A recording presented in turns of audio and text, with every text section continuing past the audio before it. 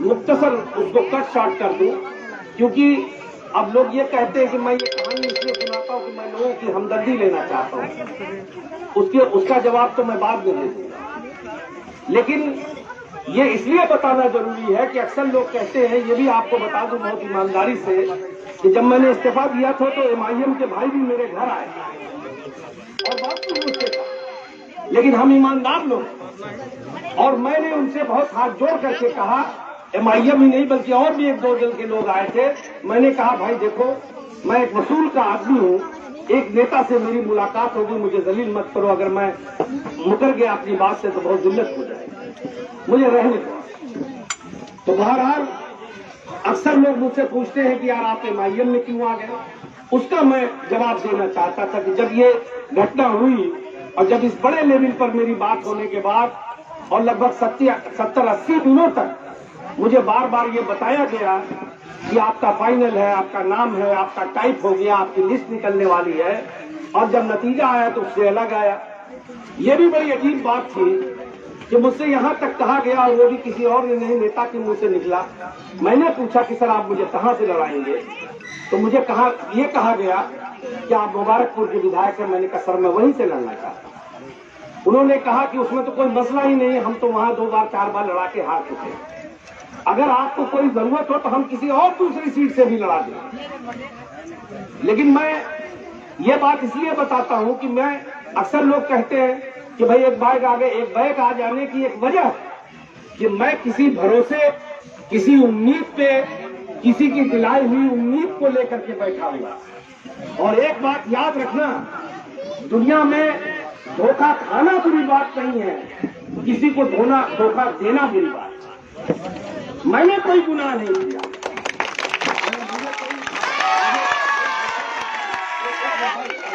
भाई ताली ना बजाओ, हमारी बात सुन लो 2 मिनट, हम भाषण नहीं दे रहे अपनी बात कह। मैं ये बात इसलिए कह रहा हूं मेरे भाइयों कि तुम लोग मेरी आने वाली नस्लें हो, एक बात याद रखना, जिंदगी वसूल से जीना, चाहे कितना भी नुकसान हो जाए, मगर अपनी कोई कही हुई बातों से कभी मत निकलो।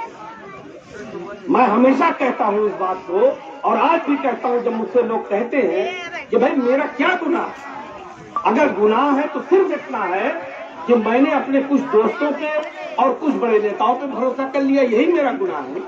अगर आप भी मेरी जगह पे होते तो यही करते, आप क्या कर लेते कोई नया काम।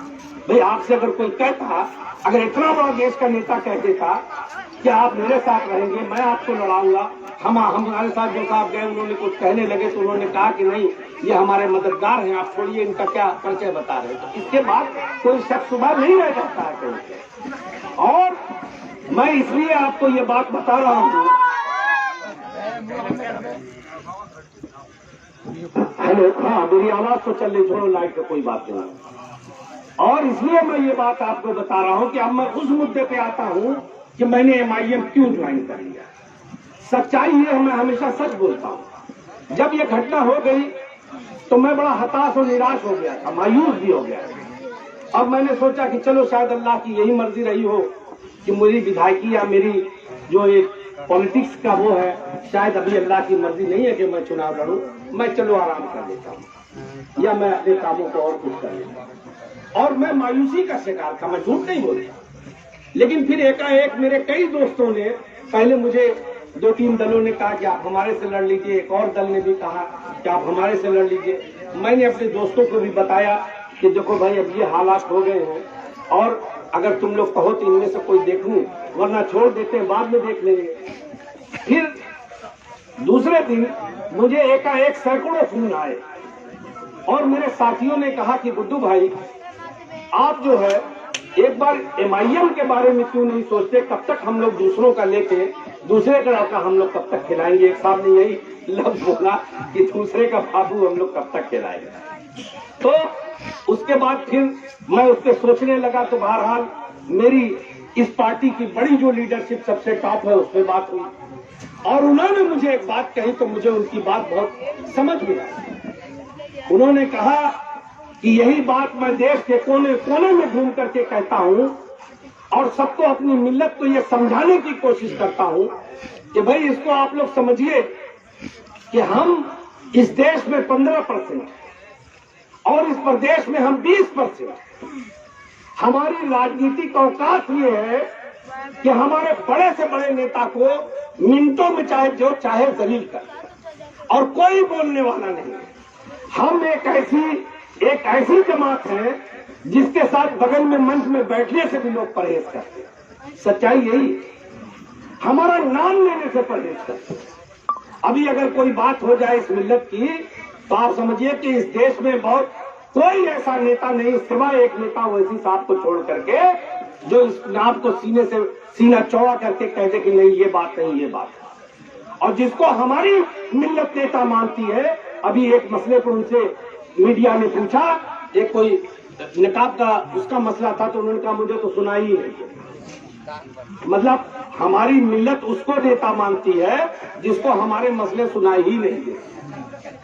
मतलब जो हमारी बातों को सुन ही नहीं पाता है बेचारा, उसकी ऐसी मजबूरी हमारे लोग। और मैं आपको ये भी बता दूं, इसके बावजूद ये भी एक सितम देखिए कि हमारे कुछ ऐसे दोस्त हैं, साथी हैं, जिसको हम अंधभक्त कहते हैं, वो ये कहते हैं, अक्सर कहते, मैंने सुना अभी भी लोग कहते हैं कि कुछ भी हो जाए हम तो सपा के ही साथ हैं, और वैसी साहब जो है वो भाजपा की बी टीम है। मैं आपसे कहता हूं, जो ये लोग कहते हैं कि इनसे पूछो, हम भाजपा की बी टीम नहीं है, बल्कि हम तो उनके खुल्ला उनके सामने खड़े होकर लड़ रहे हैं। उल्टा तुम जिस नेता की दलाली करते हो, भाजपा की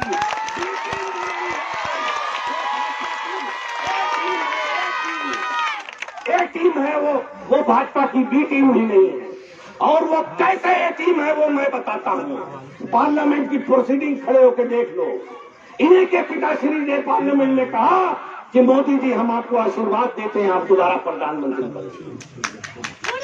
ये ओवैसी साहब ने नहीं कहा था, यह इस देश के किसी और नेता ने नहीं कहा था। तो इसी से साबित हो जाता है कि कौन। और वो लोग जिन्होंने हमारे बारे में, हमारी बच्चियों के बारे में गंदी गंदी गालियां दी, और यहाँ तक कहा कि मरने के बाद उनको कब्र से निकाल के इनके साथ चला करो, वो इनके साथ बैठते हैं। लिहाजा हम किसी की बी टीम नहीं है, आप उल्टा भी नहीं, एक टीम है भाजपा की। क्योंकि आपकी राजनीति का यही आधार है कि एक हिंदू हिंदू करता है, दूसरा मुसलमान मुसलमान करता है। और हम, हमारा दल और हमारे नेता तो सिर्फ इस बात की लड़ाई लड़ते हैं कि भाई हम इस देश के एक बावकार शहरी हैं, लिहाजा हमें भी इज्जत से जीने का अधिकार दें। आप ही बताओ, मैं अपने नौजवानों से पूछता हूं कि जिसकी आबादी 2% है, जिसकी आबादी 1.5% है, वो कहता है कि हम इस देश की सरकार बनाते और बिगाड़ते हैं। हम जिसको चाहते हैं उसकी सरकार बनती है, और जिधर से हम नजर मोड़ लेते हैं उसके ताबूत में कील ठोक दी जाती है, उसके लिए रेड कार्पेट आप बिछाते हैं। और 20% की आबादी वाला नेता घूम घूम के पूरे प्रदेश में कहता है कि भैया आओ मुझसे गठबंधन कर लो, आओ मुझसे गठबंधन कर लो। मैं नहीं चाहता कि मेरी कौम का वोट बिखरे, भाजपा मजबूत हो जाए, मुझे भी अपने साथ ले लो। मगर कोई अपने साथ लेने को तैयार नहीं। तो कौन है बीटी और कौन है एटी, इसका फैसला अब आपको करना है। फर्क सिर्फ इतना है कि हम लोग लड़ने और अपने हिस्से के लिए खड़े हो गए। हम चाहते हैं कि जो जिल्लत और जो गुलामी हमने देखी है राजनीतिक, हमारी आने वाली नस्लों को वो दिन न देखना पड़े। हम टिकट मांगने वाले न भाग जा रहे हैं कि भाई मुझे टिकट दे दो, मुझे टिकट दे दो, बल्कि हम अपने हाथों से टिकट देने वाले बन गए। ये लड़ाई सिर्फ एक एमएलए सीट की नहीं है, बल्कि आने वाले पूरे प्रदेश और देश में इंशाअल्लाह ये सीट मेरी मिल्लत को गुलामी और जिल्लत से आजादी दिलाएगी। इस प्रदेश में एक ऐसा मंच देंगे जहां पे एक ऐसा मंच, एक सेकुलर मंच होगा जहां हिंदू को भी बराबर सम्मान मिलेगा और अपने मुस्लिम जमात को भी बराबर सम्मान मिलेगा। हम दोनों मिलकर एक ऐसा प्लेटफॉर्म बनाएंगे जहां पे हम यहाँ पे एक राजनीतिक विकल्प खड़ा करें और एक ऐसा विकल्प जो प्यार और मोहब्बत का होगा, जो सम्मान का होगा। याद रखो, मैं तो बीएसपी में रहा हूँ। बीएसपी वो समाज था कुचला हुआ कि जब बीएसपी बनी थी, इसलिए कहता हूँ आपसे कि इससे घबराओ नहीं, ये लड़ाई अभी बहुत आगे लड़नी है। जब बीएसपी बनी थी तो उनके कैडर और उनके लोग झंडा लेके जब जाते थे और जब बड़ी बिरादरियों के आबादियां पड़ती तो बेचारे डर के मारे निकाल के जेल में रख लेते। वो लोग उनको मारते थे, दलील करते थे कि तुम लोग राजनीतिक पार्टी बनेगा। लेकिन एक देवता जिसको मान्यवर काशीराम कहते हैं, वो खड़ा हुआ इस कौम का दर्द लेकर के और उसने कैडर दिया घूम घूम के गली और कूचों में अपने लोगों को इकट्ठा किया। और मैंने अपनी आंखों से देखा, मैं इसका गवाह हूँ। तो वही लोग जो उनको दौड़ा दौड़ा के मारते थे, दलील करते थे, और उनकी नेता के पैरों में जाकर के गिर जाते। वही तो मैं पूछता हूँ, जब मजबूत भाई सब समाज के लोग हमारे साथ क्यों नहीं जुड़े? आज मैं मुबारकपुर की गलियों में जब ढूंढता हूँ तो जितना समर्थन मेरा मुसलमान भाई मुझे दे रहा है, मुझे खुशी है कि उससे ज्यादा समर्थन मेरा हिंदू भाई दे रहा है।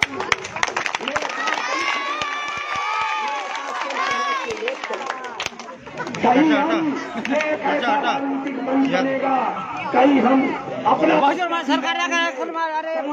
हिंदू भाई को लड़ाएंगे, कहीं हम अपने पुराना लड़ाएंगे, कहीं हम अपने खास को लड़ाएंगे। इसलिए मेरे साथियों, मैं इस बात को अब खत्म कर रहा हूँ।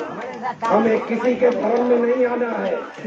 ये कुछ चंद लोग जो गुलामी का चश्मा पहने हुए हैं, जो नहीं चाहते, ये भी एक उनसे कोई पूछे कि 8% की आबादी वाले लोग 20% के उनको गुलाम बना के और दबा के रखा है, तो क्यों नहीं तुम पूछते जाकर के? ये मेरी बात नहीं है, मैंने तो पहले भी कहा था कि छोड़ो मेरी बात। जब से ये समाजवादी पार्टी आजमगढ़ का इतिहास रहा है, यहाँ से 3 मुसलमान लड़ता रहा है और फिर एकाएक यहाँ के हिस्से को काट के 2 कर दिया गया है। और जाति प्रेम इतना है कि जो 50 साल से हार रहा है, 30 साल से हार रहा है, कुछ भी हो जाए मगर उसी को टिकट मिलेगा। चलो मैं नालायक हो सकता हूँ, हो सकता है कि मेरे अंदर कोई कमी हो, आपने नहीं दिया, कोई बात नहीं। मैं पूछता हूँ, 20 मुस्लिम प्रत्याशियों ने यहाँ से आवेदन किया था, क्या एक भी मुस्लिम प्रत्याशी आपको उसमें से लायक नहीं मिला? तो मैं अपने उन भाइयों से पूछता हूँ कि खुदा के लिए ये गुलामी की तकरीर अपनी बंद करो, मत ढकेलो हमारी नस्लों को दोबारा उसी गुलामी की तरफ। हम तुमसे उनमें से खींच रहे हैं, हमारे साथ आ जाओ, इतिहास तुम्हारा भी इज्जत से नाम लेगा। वरना इंशाअल्लाह मैं तो बड़ी बात नहीं कहता, 7 तारीख के बाद देख लेना कि ये बहती हुई वो आती है जिसको कोई नहीं रोक पाएगा।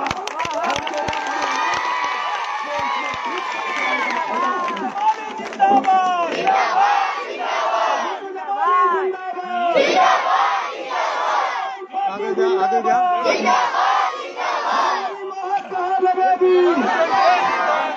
हमारी मोहर कहा दबेगी, जमाली जिंदाबाद, देखो देखो कौन आया, देखो देखो कौन आया, पड़े हो चक्कर में, पड़े हो चक्कर में,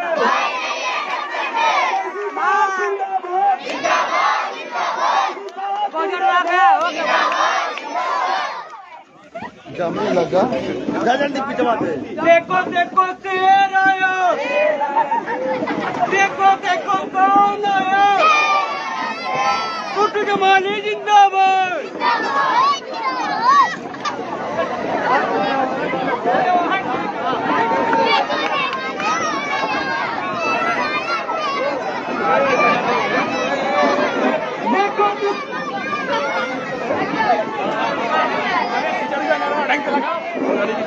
देखो कौन आया, देखो कौन आया।